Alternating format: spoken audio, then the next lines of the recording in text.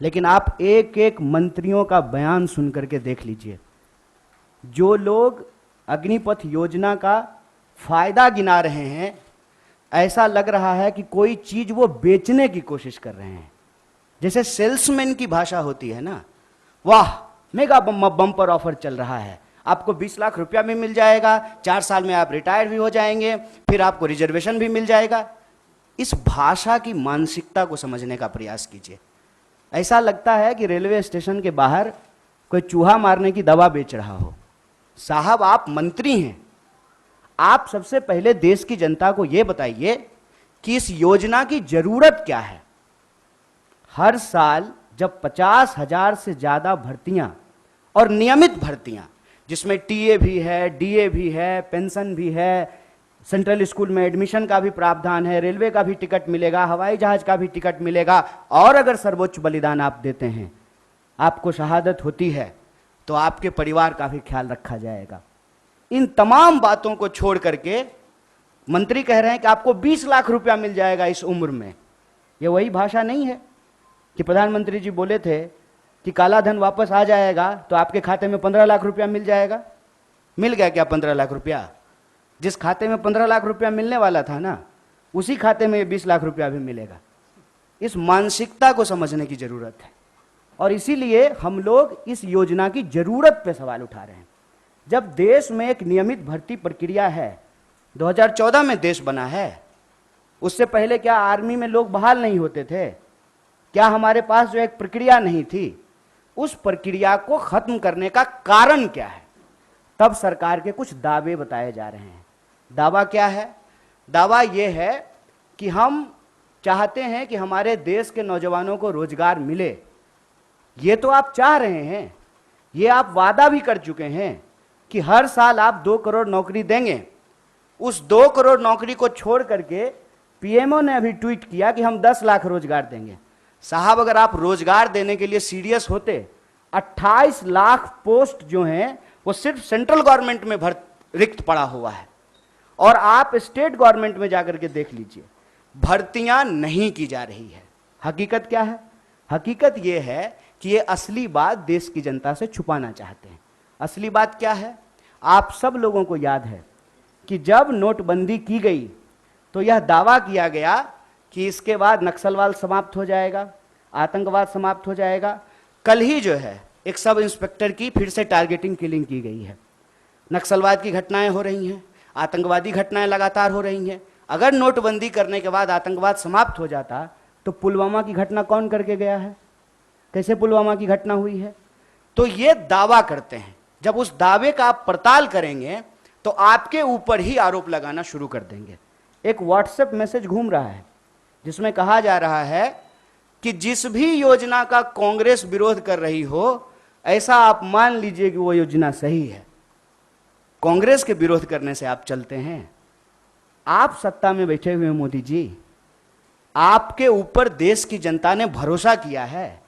विपक्ष के भड़काने से लोग भड़क जाते, विपक्ष की कही हुई बात लोग मान लेते, तो प्रधानमंत्री मोदी जी होते। इस देश के लोगों ने मोदी जी के ऊपर भरोसा किया, और मैं याद दिलाना चाहता हूं कि ये वही नौजवान हैं।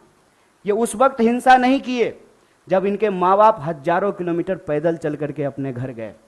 ये वही नौजवान हैं, ये तब भी हिंसा नहीं किए जब उनके परिवार को ऑक्सीजन नहीं मिल रहा था और वो तरप तरप करके जान दे रहे थे। ये तब भी हिंसा नहीं किए जब आपने हर साल 2 करोड़ नौकरी नहीं दी। मैं देश की सरकार से, भारतीय राष्ट्रीय कांग्रेस की तरफ से यह अपील करना चाहता हूं कि ये कोना कोना कौन कोना सोतली पुतो कोना खेलना बंद कीजिए। आप हकीकत में बताइए कि रियलिटी क्या है।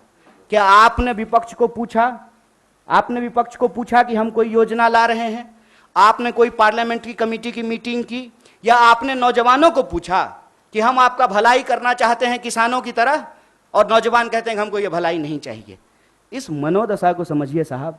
हम ऐसे गांव से आते हैं, ऐसे इलाके से आते हैं, कोई ऐसा साल नहीं गुजरता है साहब कि हमारे इलाके में कोई शहादत ना हुई हो।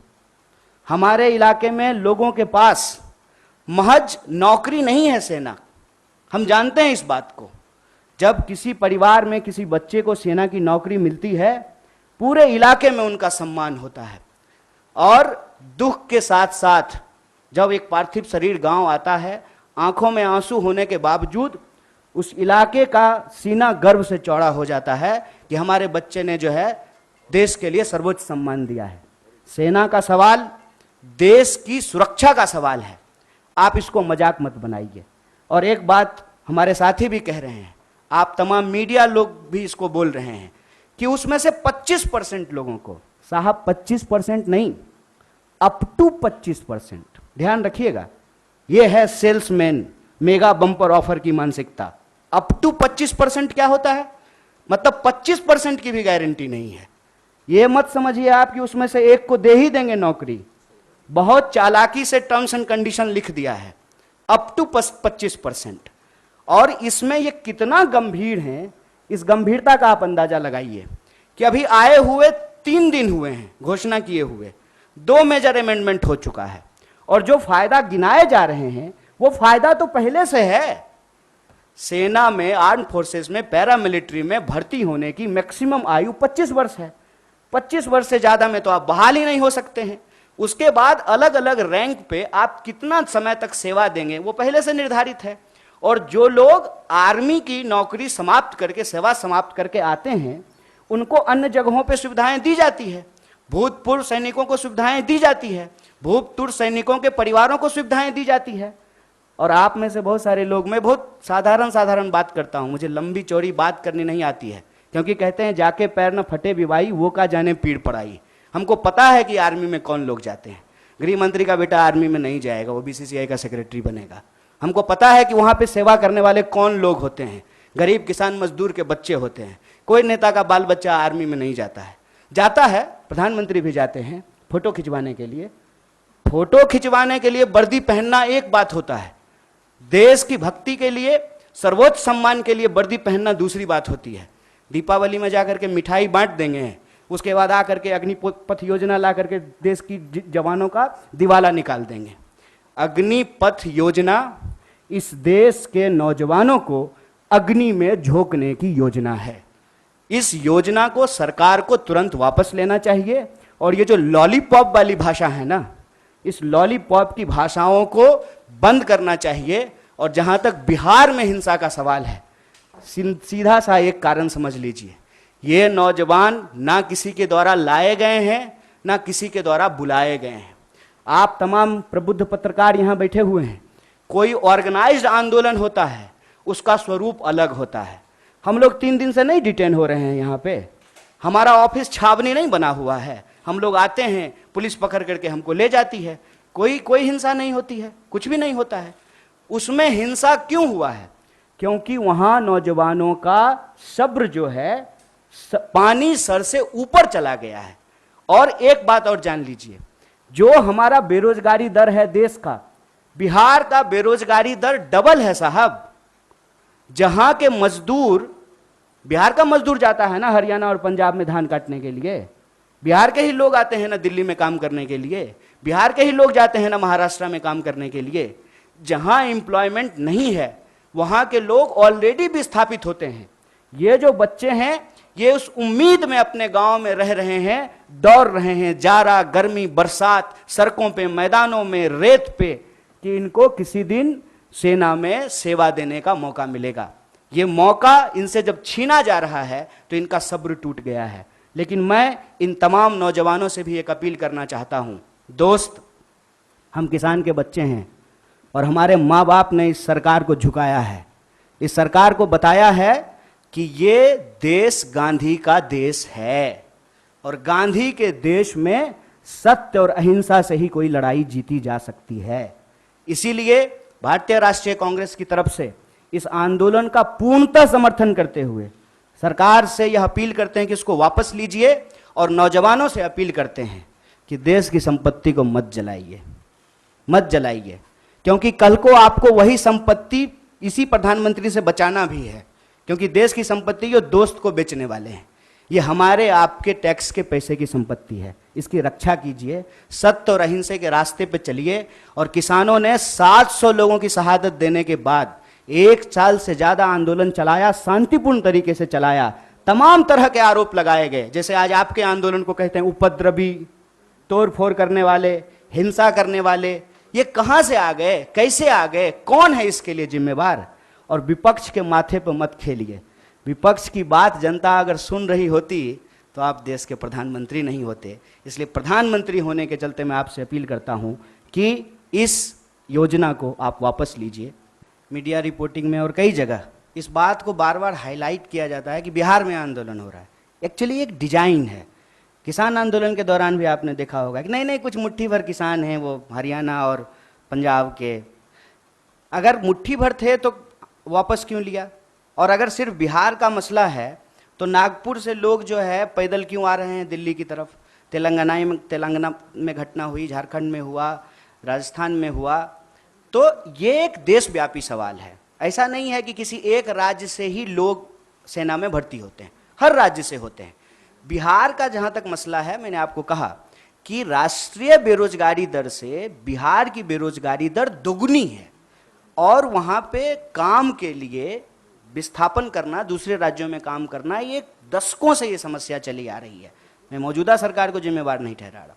इसकी वजह से क्या हुआ है कि जो एक आखिरी उम्मीद कहते हैं नौजवानों का कि हमको सर्वोच्च बलिदान देने का मौका मिलेगा, सेना में सेवा करने का मौका मिलेगा, और बहुत कुछ निर्भर करता है साहब। मैं बहुत सारी चीज़ें बोलना नहीं चाहता हूँ। नहीं होगा ना आर्मी में भर्ती तो ब्याह नहीं होता है, आप जान लीजिए ये बात। और 4 साल में रिटायर होकर के आ जाएगा तो कौन ब्याह करेगा जी? ये बहुत बुनियादी सवाल है, समझिए इस बात को। एक लड़का सिर्फ नहीं जाता है आर्मी का नौकरी करने के लिए, पूरा का पूरा परिवार, पूरा का पूरा गांव उससे सम्मानित होता है। अगर ऐसा नहीं होता तो क्यों शहीदों का जो है गेट बनाया जाता है? ये हमारा एक व्यक्तिगत पेन है साहब, इसीलिए हम लोगों को दुख हो रहा है। और ऐसा नहीं है कि हम इस सवाल पे निकले हैं। अभी रेल मंत्री अपील कर रहे हैं। ये रेल मंत्री तब कहां थे जब रेलवे की भर्ती में गड़बड़ी आई थी? याद कीजिए, तब भी बवाल हुआ था। तब रेल मंत्री आकर के बोले, फिर उस योजना को वापस लिए। तो बेसिकली क्या है ना कि प्रधानमंत्री जी खुद को समझते हैं डॉक्टर डैंग और हम लोगों को समझते हैं पिंजरे में बंद चूहा। तो जब मन करे तब जो है ना इंजेक्शन लगाना शुरू कर देते हैं, टेस्ट करते हैं कि कितना उछला, कितना जो है अनसीरियस चीज है। आप समझिए तो 2 दिन आंदोलन हो गया, कई ट्रेनें जल गई, हिंसा हो गई, तब कह रहे हैं कि नहीं नहीं नहीं इस बार जो है 2 साल एज बढ़ा देंगे। तो सो रहे थे? कहता तो है कि जगते रहते हैं आप, सोते ही नहीं हैं। तो उस वक्त बहाली जब आप निकाल रहे थे तो आपको समझ में नहीं आया था? ये सीरियस नहीं है। दूसरा बात है कि झूठ बोलते हैं और सब मंत्री लोग को लगा देंगे कि तुम जरा प्रोडक्ट बेच करके आओ तो ले लो, खरीद लो, बेच लो, फायदे फिर। अरे क्या मानसिकता है ये? आप देश चला रहे हैं ना, देश की वस्तु स्थिति बताइए। आप बताइए कि आर्थिक हालत यह है कि ऑलरेडी अमेरिका रिसेशन अनाउंस करने वाला है और आप नोटबंदी के बाद रिजर्व बैंक का जो रिजर्व पैसा है वो निकाल लिए हैं 8,500 करोड़ का विमान खरीदने के लिए। और ठीक कहा ना इन्होंने कि 71 साल में ये देश सेवा करने का दावा कर रहे हैं। मैं प्रधानमंत्री को कुछ बोल ही नहीं रहा हूं। हाँ न, मैं तो ले सकता हूं, मैं डरता थोड़ी हूं। हाँ वही कह रहे हैं, क्यों नहीं ले सकते हैं कि आप सेवा कर सकते हैं और हम सेवा के लायक नहीं हैं। और उस ड्रोन का क्या हुआ जिससे वो कहीं देश में गड़बड़ी देख लेते हैं ड्रोन से आजकल? तो ड्रोन क्या था? छुट्टी पे था कि उसका बैटरी खराब हो गया था? क्यों नहीं ड्रोन भेज करके देख लिए कि क्या हो रहा है देश में? बात यह है कि ये जानबूझ करके हिंसा भड़काते हैं। मेरा इस बात पे जोड़ है और वो इस बात को अपने व्हाट्सएप के इको चैम्बर से फैलाते हैं कि मोदी जी का अवतार इस देश का भला करना चाहता है। और ये जो बिका हुआ विपक्ष है वो चाहता ही नहीं है कि इस देश का भला हो। देखिए मोदी जी किसानों का भला करना चाहते थे, किसान को भलाई लेने ही नहीं दिया। अब जवानों का भला करना चाहते हैं, ये जवानों को भलाई नहीं लेने देना चाहता है। विपक्ष हमको इतना सुनता है, विपक्ष को इतना। बिहार की किसी भी जनता को कोई संदेश देने का जरूरत नहीं है। बिहार ऐसा जगह है, सुन लीजिए साहब, मोहनदास करमचंद आए थे, हमने गांधी बना करके भेजा वहां से उनको। सिद्धार्थ आए थे, हमने बुद्ध बना करके भेजा उनको। हमारा काम नहीं है हिंसा करना। अगर हिंसा हो रही है इसके लिए सरकार जिम्मेवार है। और ये अग्निपथ योजना देश के युवाओं को अग्नि में झोंकने की योजना है। तो मैं बिहार के नौजवानों से यही कहूंगा, रे भाई इतना रिस्क लिए हो तुमको पता है। और आपको एक बात और मैं बताऊं, आप लोग इसको नोट कीजिएगा, जो लोग आर्मी का तैयारी करता है ना वो डर से जुलूस प्रदर्शन में नहीं जाता है। कि पुलिस केस हो जाएगा तो हमेशा के लिए नौकरी नहीं ले पाएंगे। तो ये वो नौजवान हैं जिनको ऑलरेडी ये लग चुका है कि हमको नौकरी ये सरकार अब नहीं देगी, अब बहुत कुछ हो गया। तो मैं उनको कहता हूं कि चलिए नौकरी के लिए आप संघर्ष कीजिए, लेकिन जहां आप नौकरी करेंगे वो तो वही रेलवे है, वही सरकारी संपत्ति है, उसको कोई नुकसान मत पहुंचाइए। और सत्याग्रह के रास्ते पे चल करके ही, सत्य और अहिंसा के रास्ते पे चल करके ही कोई आंदोलन जीता जा सकता है।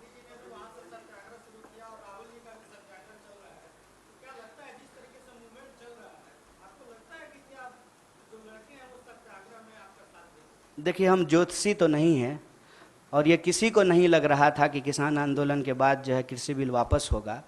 एक बात बस हम जानते हैं, लगता नहीं है, बिन लड़े कुछ भी नहीं मिलता यहाँ, ये जानकर लड़ना पड़ता है न्याय और हक के लिए। और नौजवानों की इस लड़ाई में भारतीय राष्ट्रीय कांग्रेस पूरी तरह से उनके साथ है।